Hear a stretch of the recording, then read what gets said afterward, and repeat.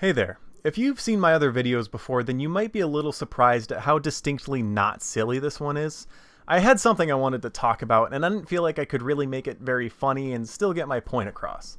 I also only thought about making this video pretty recently, and I wanted to release it before Cyberpunk comes out this week because it's relevant to the video and I doubt I'll be very productive once it does.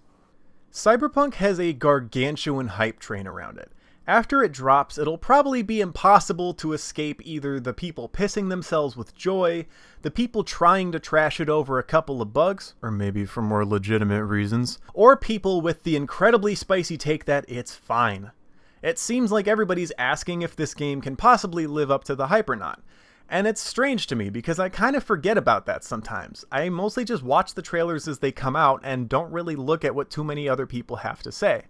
I think there's a little bit of an issue with the way this hype is perceived. It seems like often when I see people talk about the hype of this game, they mistake how widespread the excitement is to be equivalent to how extreme the hype and expectations are.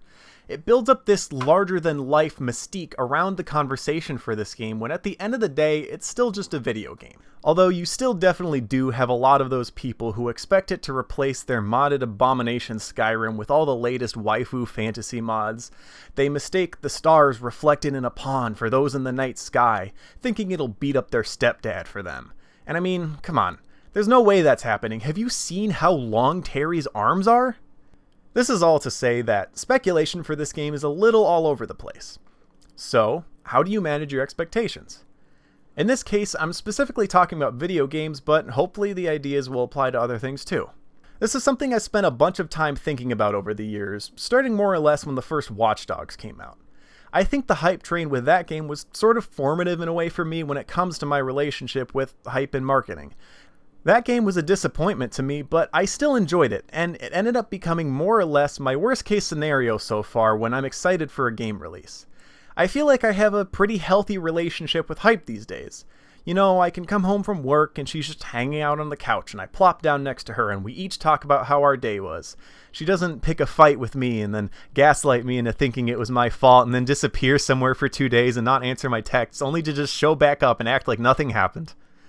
So yeah, I don't think I really get too sweaty about this sort of thing. Part of this might be because the worst hype train wrecks I've seen are franchises I'm not really invested in, or it just felt easy for me to assume that the hype was overblown from the start. But I think another part of it is that I'm just a fucking dweeb who likes discussing video games maybe a little bit too much, and even if the game turns out worse than I expected, I'll usually like talking about it. An example of something like this was Death Stranding. I did end up liking that game, but before it was out, I already knew that I wanted it, even if it ended up being crap, because I just wanted to see the car accident and film it on my iPhone 6 and not actually help or call an ambulance or anything. So, to answer that question, how do you manage your expectations? I think a very common answer is to try and go in as blind as possible, avoid all trailers, and go in with no expectations, so that either you aren't really let down if it's bad, or you're pleasantly surprised if it's good. I think this solution is pretty good in most cases, but I don't think it's perfect either. It won't really work for everybody since not everybody wants to just ignore all information for something they're excited for, and because you obviously still need some little nugget of a reason to try something in the first place. To use Death Stranding as an example again, you might hear that Hideo Kojima has a new game in the works and think, that'll probably be a weird-ass ride, I'll give it a shot. But if that's not enough for you, then you might need to check out a trailer. And I know if I had just watched the first trailer for Death Stranding, I would have ended up being more disappointed than I was having watched all the trailers that eventually came out. When that first trailer dropped, I was so excited to have a game that would remind me of Kojima's prime. I saw those silhouettes floating in the sky at the end of the trailer, and I imagined some zany cast of eldritch weirdos that would be your set of cool boss fights throughout the game, and that made me really excited, especially since Metal Gear Solid 5 was kind of lacking in the boss fight department compared to the other games. And that speculation was totally wrong. But I gradually came to know that by the time the game was out, because I just kept watching the trailers as they came out, and that way when I actually did get the game, I knew what it was all about, and I was able to enjoy it for what it was.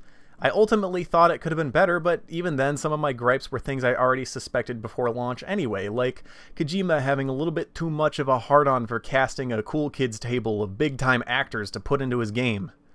If you think that Death Stranding is too weird of an example, though, I can go back to Watch Dogs again, because I think a similar thing happened for me there. I remember being wowed by that first trailer at E3 in 2012. The game had this enthralling atmosphere, it had great animations, and the dialogue was really sharp, and it just reminded me of like some of my favorite movies of all time.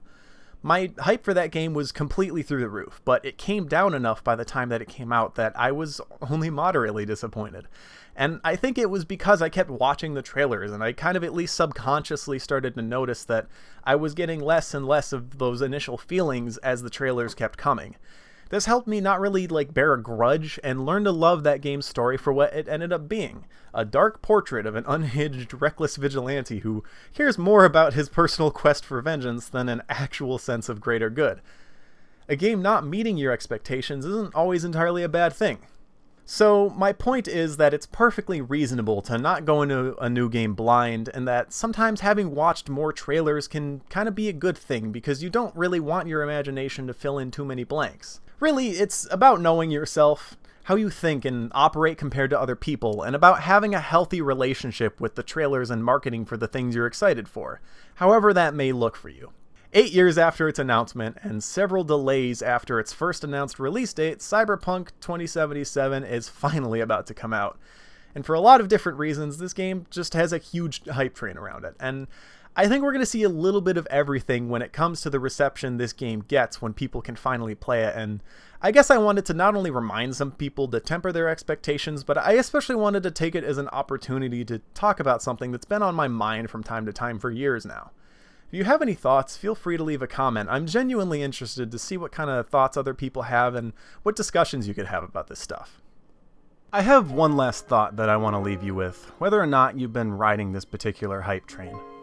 I think that the community you can experience with other people when you're all excited for something together is special in and of itself. I think that if you have a memory of going to a midnight launch for a game and enjoying being around a bunch of other people who are all united by their passion for something they love, or just nerding out with a couple of your friends about how jazzed you are, or even just watching the trailer over and over because you think it's so cool, then those are good memories no matter how the game turned out.